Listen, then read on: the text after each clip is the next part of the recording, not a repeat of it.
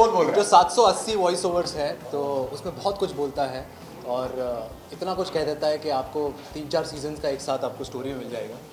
But on a serious note काफ़ी कुछ एक जर्नी है अंडरवर्ल्ड की, क्राइम बेस्ड लोगों की। और बॉम्बे जो 90s में कहा जाता था कि it was a city unfortunately filled with criminals, तो कहीं ना कहीं बहुत ऐसे किरदार थे जो अपने आप को एक अलग ही पर्सनालिटी कहते थे, इंडिविजुअल कहते थे, और they wanted to stand out, everyone wanted to rule the city basically.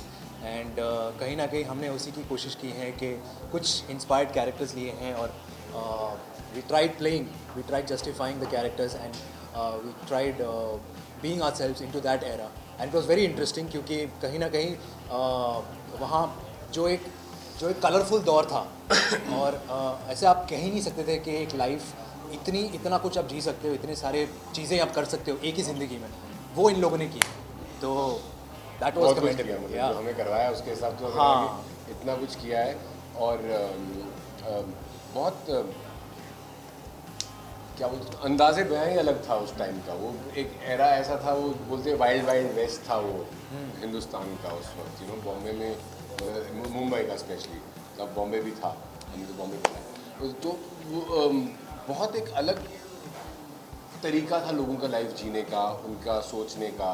This before globalisation हुई नहीं थी, एक्सपोजर इतना था नहीं, और ये लोग किस तरह जीते थे, इट वाज इनक्रेडिबल। और तभी पैसा बहुत बोलता था, तो कहीं ना कहीं एक रूल था कि जिसके पास पैसा होगा उसका बोलबाला होगा। तो हर इंसान को वहाँ राजा बनना था, ऊपर जाना था, डॉन बनना था, या एक इनफैक्ट टू बी ऑनेस्ट ये जो किरदार है, he looks up to this guy who's लाला।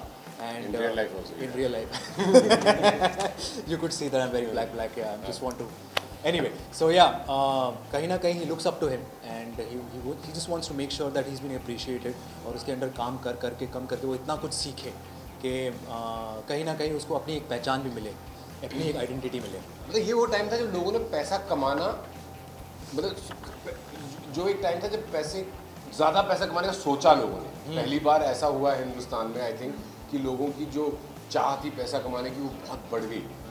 वरना तब तक एक बहुत वो था। ये वो टाइम है जब people wanted to get out, वो अपनी चादर से बाहर निकलने की कोशिश कर रहे थे। करेक्ट, हाँ। तो बहुत इंटरेस्टिंग टाइम था इस कंट्री का। लाइक फनियर साइड पे देखा जाए तो तब सोशल मीडिया भी नहीं था।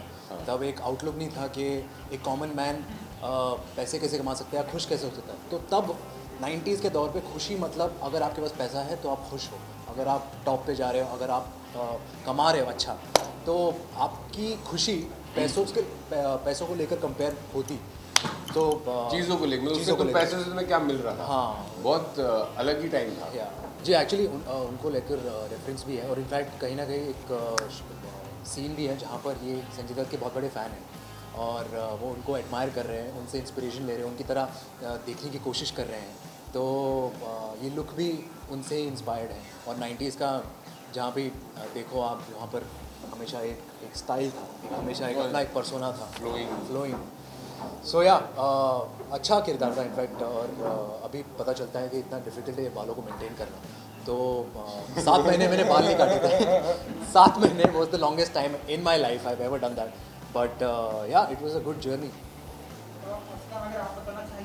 मेरा कैरेक्टर तो ऐसा था, वो सोचता था कि हीरो लोग उसको कॉपी करेंगे। मतलब जो कैरेक्टर एटलीस्ट मेरा है, वो ही मतलब जो कैरेक्टर है, हाँ, वो ऐसा है कि वो अपने आप को हर एक से ऊपर समझता है। तो उसका तो हम as far as my hair was concern, वो हमने एक बहुत टिपिकल मिड लेंथ जो 90s का जो कॉमन हेयर स्टाइल होता था विद पुश बैक, हमने वो किया था मेरे कैरेक्टर के लिए। सो वो ये अपने आप को, मतलब ये अपने आप को खुद ही अपने आप में एक स्टार समझता है। तो ये सोचता है कि ये वो आदमी है कि जिसको देख के हीरो लोग अपना हेयर स्टाइल वगैरह बनाए। तो उसका कैरेक्टर अलग था। तो उसमें मेरे को किसी को देख के नहीं करना था। We had to go on a particular look कि ये ऐसा है। अब ये अपने दिमाग में अपने आप को बहुत बड़ा समझता है। तो हमारे लिए तो इंडियन सिनेमा का मतलब ही 90s है। तो वही एरा है जिसमें हमने जब होश संभाला तो हमने फिल्में तभी देखी।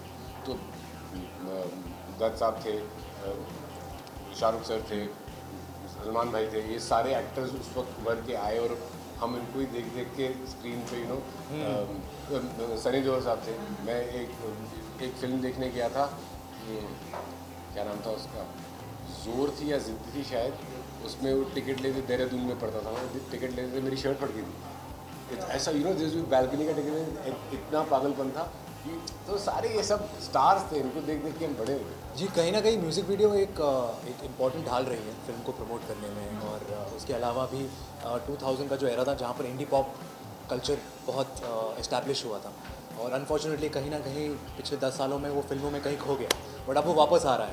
एंड अभी फॉर्चुनेटली और अनफॉर्चुनेटली एक किस्म का एक अभी कल्चर हो रहा है जहाँ पर हम जल्द से जल्द शूट करके, अनफॉर्चुनेटली फिल्में नहीं आ रही है बाहर, तो कहीं ना कहीं बहुत सारे गाने हैं, बहुत सारा म्यूज़िक है जो अटका पड़ा है, और बहुत सारे लोग जो हमारे कॉमन पीपल हैं, जो फैंस हैं, वो लोग हमेशा एक नए गाने के इंतज़ार में रहते हैं, एक फिराक में रहते हैं कि कुछ नई म्यूज़िक सुने, हम नई धुन सुने।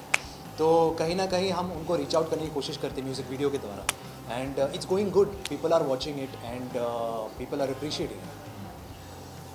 नहीं, मेरे को भी कोई म्यूज़िक वीडियो ऑफर नहीं हुआ, तो मैंने अभी तो कुछ किया नहीं है, बट अगर है तो प्लीज़।